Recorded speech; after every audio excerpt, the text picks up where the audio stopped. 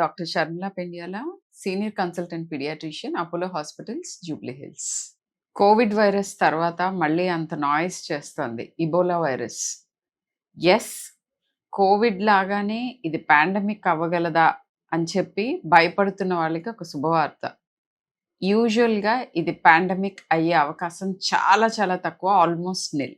Ebola virus అనే పేరుతో వచ్చేవి 6 వైరస్లు ఉన్నాయి. వాటిల్లో 3 మెయిన్గా ఇంపార్టెంట్. ఇప్పుడు రైట్ నౌ సర్క్యులేట్ ఆఫ్రికాలో మాత్రమే యాజ్ ఆఫ్ నౌ సర్క్యులేట్ అవుతున్న వైరస్ ఆల్మోస్ట్ అబౌట్ 200 మందిని ఆల్రెడీ డెత్స్ వచ్చిన వైరస్ బండి బ్యూజో అనే స్ట్రెయిన్. దీంతో వచ్చింది ఏంటంటే ఈ స్ట్రెయిన్కి ఇప్పటి వరకు ఇది 3rd ఎపిడమిక్ మాత్రమే. 16 సార్లు ఇబోలా వైరస్ ఆఫ్రికాని మొత్తం రమేజ్ చేసింది. యూజువల్గా కాంగో అండ్ కొన్నిసార్లు ఈసారి Uganda, south Sudan and few other countries అంతకుముందు వీటన్నిటిని ఎఫెక్ట్ చేసేది ఇబోలా వైరస్. ఇప్పుడున్న ఈ బండి బ్యూజో స్ట్రెయిన్ తోటి ప్రాబ్లమ్స్ ఏంటి అండ్ మనం అంతగా ఎందుకు భయపడక్కర్లేదు, ఈ రెండు చెప్తాను. భయపడాల్సిన అవసరం ఎందుకు లేదంటే కోవిడ్ లాగా కాకుండా ఇబోలా వైరస్ స్ప్రెడ్ మ్యాక్సిమం ఎప్పుడవుతుందంటే మనకి విపరీతమైన సిమ్టమ్స్ వచ్చాకే.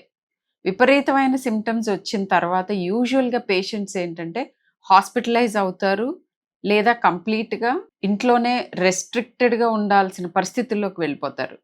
ఆ టైంలోనే ఇన్ఫెక్షియస్. సో యూజువల్గా పేషెంట్స్తో చాలా క్లోజ్గా ఉంటున్న వాళ్ళు, అంటే వాళ్ళ ఫ్యామిలీ కానీ లేదా హాస్పిటల్లో వాళ్ళతో పాటు వాళ్ళని చూసుకుంటున్న హెల్త్ కేర్ ప్రొఫెషనల్స్, వీళ్ళకే హయ్యెస్ట్ రిస్క్ ఉంటుంది. And in fact first case I think report అయిన ఫస్ట్ కేస్ ఈసారి నర్స్లో రిపోర్ట్ అయింది. దో నర్స్కి ఎక్కడి నుంచి వస్తుంది కానీ ఒక పేషెంట్ దగ్గర నుంచి వచ్చి డెత్ అయిన నర్స్ గురించి ఎక్కువగా మాట్లాడుతున్నారు. లక్షణాలు ఏంటి అని అంటే ఫ్లూ లాంటి లక్షణాలతో స్టార్ట్ అవుతుంది. ఒళ్ళు నొప్పులు, తలకాయ నొప్పి, ఫీవర్, గొంతు నొప్పి, ఇలా మెల్లగా స్టార్ట్ అయ్యి తర్వాత వచ్చే సిమ్టమ్స్ సివియర్గా ఉంటాయి. అవి గొంతు నొప్పి ఫస్ట్ ఫేజ్లో వస్తుంది, తర్వాత వాంతులు, విరోచనాలు, బ్లీడింగ్, ఇది వైరల్ హెమరేజిక్ ఫీవర్ అంటారు ఇబోలా వైరస్ని. కళ్ళు ఎర్రబడటం, ఒంటి మీద ర్యాష్ రావటం, రక్తపు విరోచనాలు అవ్వటం లేదా రక్తం వామిట్లో రావటం, హెమరేజిక్ ఫీవర్, ఇలాంటి తీవ్రమైన సిమ్టమ్స్లోకి వెళ్తుంది. ఇబోలా వైరస్ మెయిన్గా 3 స్ట్రెయిన్స్ నుంచి జైర్, సుడాన్ అండ్ ఇప్పుడున్న బండి బ్యూజో, ఈ 3 స్ట్రెయిన్స్ తోటి ఎక్కువ maximum number of outbreaks జరిగినాయి. ఇప్పుడున్న ఈ బండి బ్యూజోది ఇది 3rd అవుట్ బ్రేక్ మాత్రమే. ఎస్, బ్యాడ్ న్యూస్ ఏంటంటే అది అక్కడ ఎవరైతే ఇన్ఫెక్ట్ అయ్యారో వాళ్ళకి మెయిన్గా మోర్టాలిటీ రేట్ కొంచెం ఎక్కువ.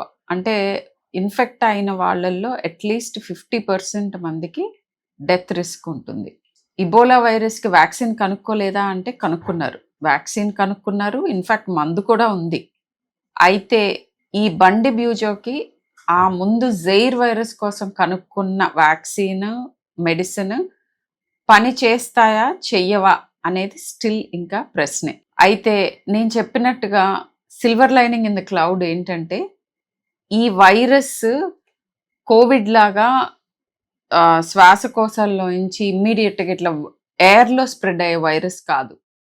ఏమంటాము, జనరల్గా ఫ్లూ కానీ లేకపోతే కోవిడ్ కానీ రెస్పిరేటరీ వైరసెస్ అన్నీ కూడా మనం మనిషి ఎయిర్లో స్ప్రెడ్ అవుతాయి, ఎయిర్ బోర్న్ అంటాం. వాళ్ళు దగ్గితే, తుమ్మితే వచ్చే వాటిలో నుంచి ఈజీగా స్ప్రెడ్ అవుతాయి. సో అవి పాండమిక్స్ అయ్యే అవకాశం ఎక్కువ ఉంటాయి. ఇబోలా వైరస్ అలా స్ప్రెడ్ అవ్వదు.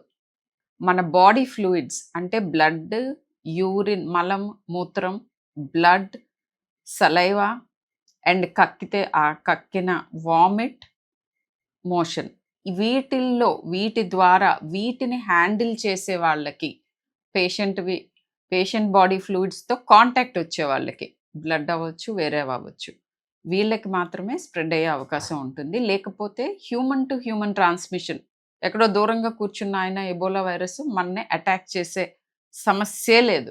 అయితే ఇబోలా వైరస్ యాక్చువల్గా జూనోటిక్, అంటే మెయిన్గా అది యానిమల్స్ని అటాక్ చేసే వైరస్. కానీ ఆ యానిమల్స్‌ని తినే అవకాశం గానీ, యానిమల్స్‌ని హ్యాండిల్ చేసే అవకాశం గానీ ఉన్న వాళ్ళ ద్వారా హ్యూమన్స్‌ని అటాక్ చేస్తుంది. కాంగోలో బుష్ ఫీవర్స్ అంటారు. సో, బ్యాట్స్ నుంచి ఇదొచ్చే అవకాశం ఎక్కువ. Fruit bats particularly. Fruit bats యాక్చువల్‌గా ఈ వైరస్‌తో ఉన్నవి ఇమ్మీడియేట్‌గా చనిపోతాయి. బట్ చనిపోయిన బ్యాట్‌ని ఇమ్మీడియేట్‌గా ఆ టైంలోనే హ్యాండిల్ చేసిన మనుషుల ద్వారా ఫస్ట్ అసలు మనుషుల్లోకి స్టార్ట్ అవుతుంది ఇబోలా వైరస్. చింపాంజీస్, గొరిల్లాస్ ఇట్లాంటి ఆటన్నిటిని హ్యాండిల్ చేసే వాళ్ళ ద్వారా ఒక యానిమల్ వైరస్, ఇది మెయిన్‌గా యానిమల్‌ని అటాక్ చేసే వైరస్. అది మనలోకి షిఫ్ట్ అవుతుంది.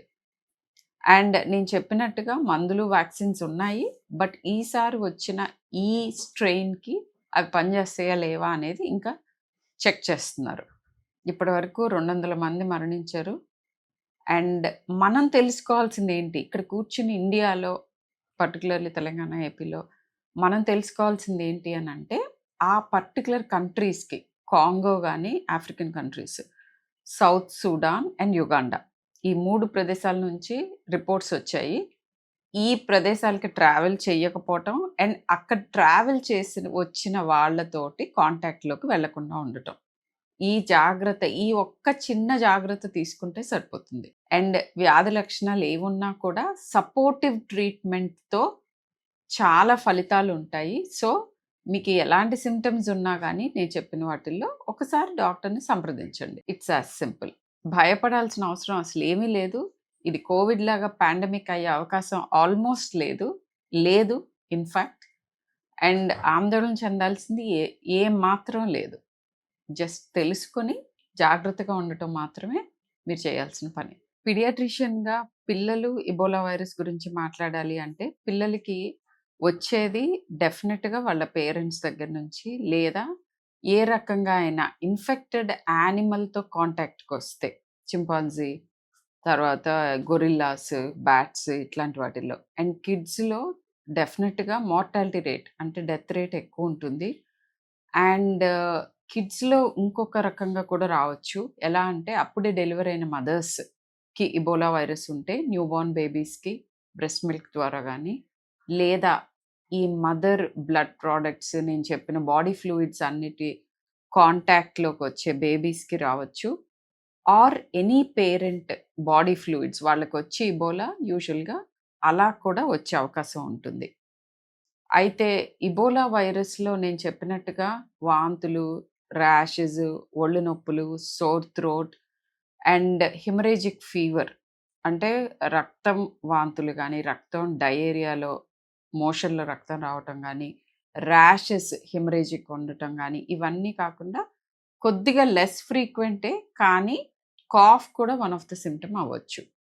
సివియర్‌గా ఆర్గాన్ డిస్‌ఫంక్షన్‌లోకి వెళ్తున్నప్పుడు ఇక మిగతా అన్ని ఆర్గాన్స్‌కి సంబంధించిన సింప్టమ్స్ కూడా రావచ్చు. ఇది ఆల్మోస్ట్ లాస్ట్ స్టేజెస్‌లో జరిగే అవకాశం ఉంది.